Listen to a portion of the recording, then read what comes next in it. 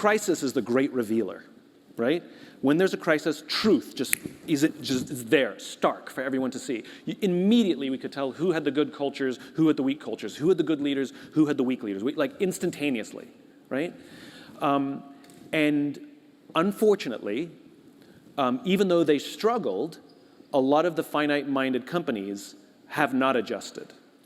You could tell who were finite-minded and infinite-minded from the get-go. The finite-minded panicked, right? That was their reaction, panic. Because finite-minded leaders fear uncertainty and hate surprises, which is why they like short time frames, because you can exert more control over a quarter than you can over 5 years. Right? I can actually make a pretty decent prediction over a quarter and have control of that, maybe even a year. 5 years, I got nothing, right? Whereas the infinite-minded leaders, they embrace uncertainty and think surprise is simply opportunity waiting to happen, because they find creativity in uncertainty. And unfortunately, the old guard, the companies that I have publicly railed against, who are extremely finite-minded, I don't think they changed much. I think they reacted the way they used to react. I think they went to extreme cost-cutting. I don't necessarily think that they did it in a noble way. They didn't treat people with dignity. Many of them saw COVID as an opportunity. We know some of those scandals, right?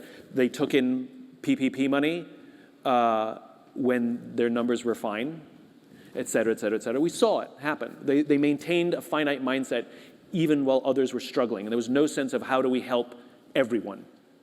There was how do we help ourselves. There is a new breed of company that is emerging that understands the infinite game and is challenging the old way of doing business. There's a new breed of leader. It's Airbnb, I count as one of them. Sweet Green is another one.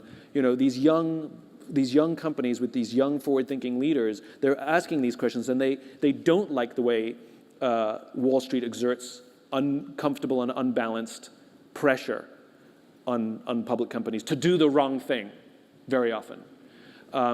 More companies are staying private for longer so they can maintain an infinite-mindedness. And there is a few emerging leaders that I think are becoming the new heroes of business. Jack Welch was a really bad example of what we should do in business, and yet he was the hero of the 80s and 90s. Well, think about the 80s and 90s. They were boom years. Like finite-mindedness, was king. Turns out, when you don't have a booming economy and world peace, it's much harder. So I'm bullish that there's a new breed of executive, a new kind of metric, a new kind of culture, where we have a return to people who want to give their lives to a company as opposed to a year, which is simply a reaction to not feeling like I want to stay here for the rest of my life, which would be a reaction to finite-mindedness.